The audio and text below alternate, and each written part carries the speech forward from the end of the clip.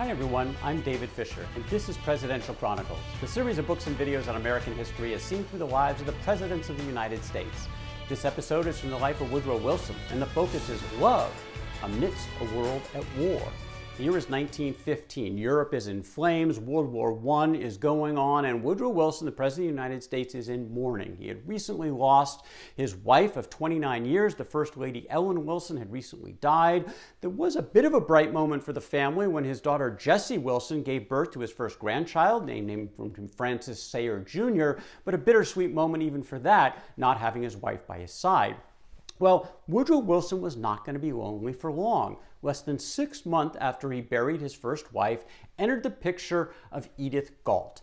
Edith Galt was a widow. She's 42 years old. She'd lost her own husband about 7 years before. Now, how does a woman meet the President of the United States? Well, here's how it happened. Altrude Gordon was friends with Edith Galt. Altrude Gordon was about to become engaged to Dr. Cary Grayson. That's Wilson's physician. Grayson introduced Galt to Helen Bones. Helen Bones was Wilson's cousin, and she had been living in the White House since Ellen had died to try to help take care of him, take care of the house, and Helen Bones and Edith Galt hit it off.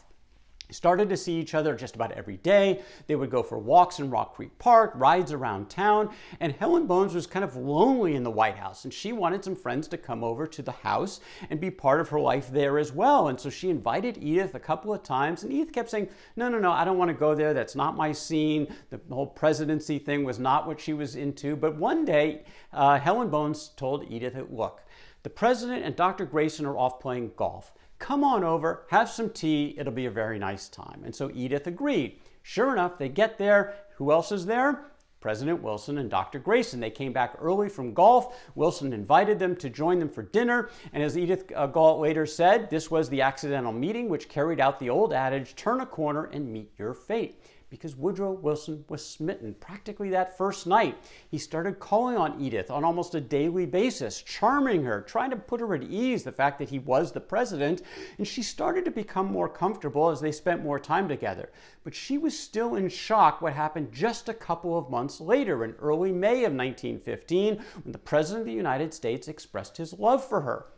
And she responded that you can't love me, for you don't really know me. And it's less than a year since your wife died. But Wilson said, look, I know you feel that way, but little girl, in this place, time is not measured by weeks or months or years, but by deep human experiences. And since her death, I have lived a lifetime of loneliness and heartache.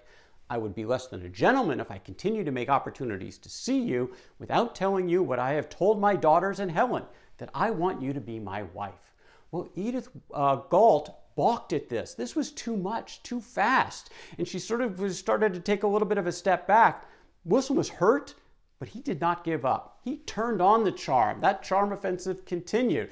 The world was at war. Wilson trying to pay attention to that, but his focus was really on Edith. That's what Colonel Edward House said, House's emissary over in Europe, who wrote in his journal, it seems the president is wholly absorbed in this love affair and is neglecting practically everything else. Well, what was going on in Europe? A dangerous situation not only for the Europeans, but also for American shipping. The British used its surface fleet to blockade the German ports. The Germans had the advantage undersea with their U-boats, their submarines, making any travel near the Allies very perilous. And in fact, it was bound to happen that somebody was going to get a torpedo, and it came on May the 1st, 1915, with the American tanker, the Gulf-Flight. Gulf-Flight was torpedoed, 3 U.S. citizens were killed, but the big blow came about a week later.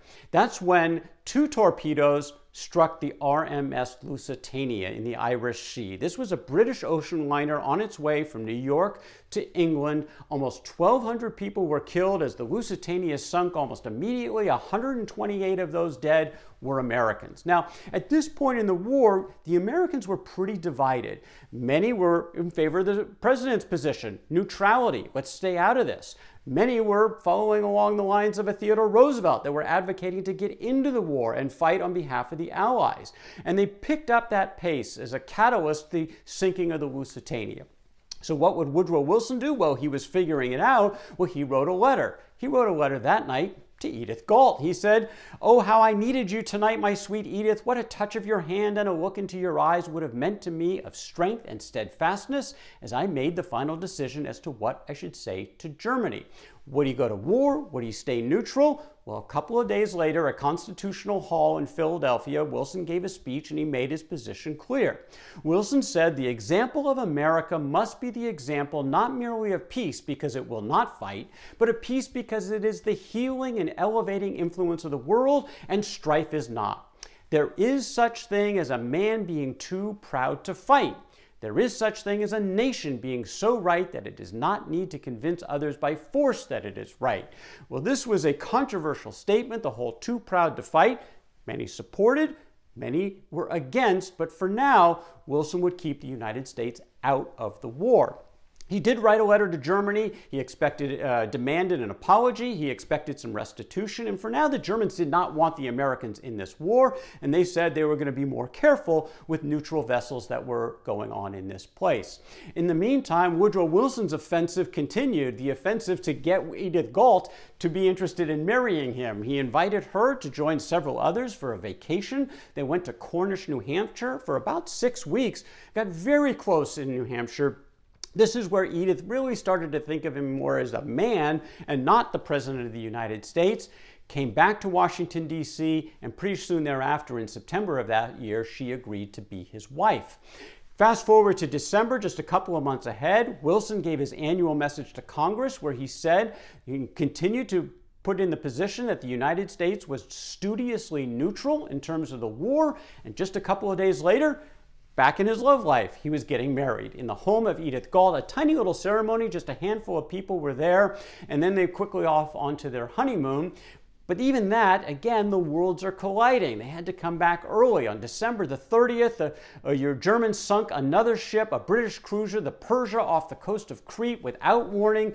This was 300 or so were killed in this.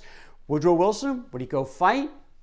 Again, not yet. But he did use this particular sinking as a catalyst to start the preparation drive. At least he wanted to prepare the Americans for the possibility of going to war, so he went on a speaking tour. And in one of these speeches, Wilson said, "I hate war. I loathe it as either a means or an end. But when I do wage it, believe me, it is going to be to the limit. But it must be with a united national sentiment. Nothing short of that must be back of the boys who go. The instant I see we have this united national sentiment, I'll light the spark. But until I'm convinced of that, I am willing to be misunderstood. Better misunderstood in peace than underarmed in war." And that's what his position was, to remain neutral, but to begin preparation. Now, through all this, Woodrow Wilson lost 2 of his key members of his cabinet. William Jennings Bryan, the Secretary of State, was a pacifist, and he thought Wilson was getting too close to war and, frankly, too close to the Allies, which was hardly a neutral position, and over that, Bryan quit the cabinet. Lindley Garrison, the Secretary of War, also quit for the opposite reason. He didn't think Wilson was aggressive enough. He thought the Americans should be in the war, and so he walked out as well. His replacement was Newton Baker. And on his first day in office, March 9th of 1916, he had a crisis on his hands, not in Europe, but in his southern border. This is going on with that turmoil in Mexico, which was continuing. Since the ouster of Victoriano Huerta of the presidency of Mexico, there had been an ongoing battle between Venustiano Carranza and Pancho Villa for control of Mexico. Now, most nations were recognizing Carranza and his government, but Villa was angered by this. He wasn't giving up, and he decided to take 1,500 men, cross the U.S. border into Columbus, New Mexico, about 3 miles across the border, and they shot up the town. 17 Americans were killed before U.S. soldiers arrived to push Villa and his marauders back across the border. Now, Americans were angered by this. Woodrow Wilson was angered, but Wilson wasn't going to blame all of Mexico. He wasn't going to go to war. Instead, he wanted to go after Villa. He saw Villa now as an outlaw, and he decided to send General John Pershing and 5,000 American troops on a manhunt into Mexico. Essentially, an invasion is how the Mexicans saw it as they tried to protest. But Wilson said, look, we're going across the border. Villa came across our border, and now we've got to go get him. Well, Pershing's men actually had trouble finding Villa before they finally had a major engagement. This is June 21st, the Battle of Carranza. Bloody battle, 9 Americans were killed, a dozen wounded, 30 Mexicans were killed, but the problem was Villa wasn't there, or at least he escaped. And Wilson had a decision to make. Should he have Pershing continue, or should he cut his losses and bring the troops home? And that's what he decided. With everything going on in Europe, he didn't want his army distracted in Mexico, so he recalled the American military, and he focused more on what was going on overseas, continuing to watch those activities. March of 1916, the Germans sunk the SS Sussex. 50 lives were lost, including several Americans, another one of these downings. What would Woodrow Wilson do? Again, a lot of calls to go to war. He was continuing to resist that, to stay neutral. The Germans, once again, assured Wilson that there would be no more of these attacks. And in this case, for the next several months, they were true to their word. They did not want the Americans in the war at this time. Well, through all of this, it's 1916. That is an election year in the United States. Wilson had continued to be very effective in pushing forward his domestic agenda, his progressive domestic agenda. Passing through Congress, a National Park Service Act, child labor protection, workers' compensation for federal employees, a revenue act that increased tax rates to bring in more revenue in a progressive way. Oh, he also added the very progressive leading man, Louis Brandeis, to the Supreme Court, the first Jew to be on the Supreme Court. These were all things that he was pushing forward domestically, but the re-election campaign was really about 6 words. He kept us out of war. He kept us out of war. That was the call sign for Woodrow Wilson. He believed the American people were supporting this, and that would get him reelected. The Republicans went with Charles Evans Hughes, the Associate Justice on the Supreme Court. After he got the nomination, he resigned from the court, went on a barnstorming tour to campaign, likely would bring the United States into the war if he was elected president, so kind of a clear choice for the American people, and the Americans were very much divided. Wilson went to bed convinced that he had lost the election, but it was a really close call. This was going to come down to the western states, and eventually it came down to California. And it took 3 days before the voting, or the balloting, and the counting was sufficient to declare a winner. 3,000 votes. That was what separated out of about 1 million cast in California, 3,000 votes favoring Woodrow Wilson. For that, he got the 13 electoral votes, won the Electoral College 277 to 254. The Democrats lost some seats in Congress, but Woodrow Wilson would be back as president for 4 more years.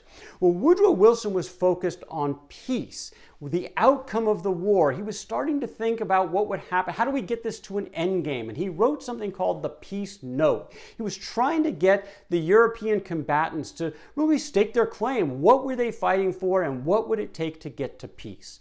And then he gave a speech in Congress, January 22nd of 1917, in which Wilson said it must be a peace without victory.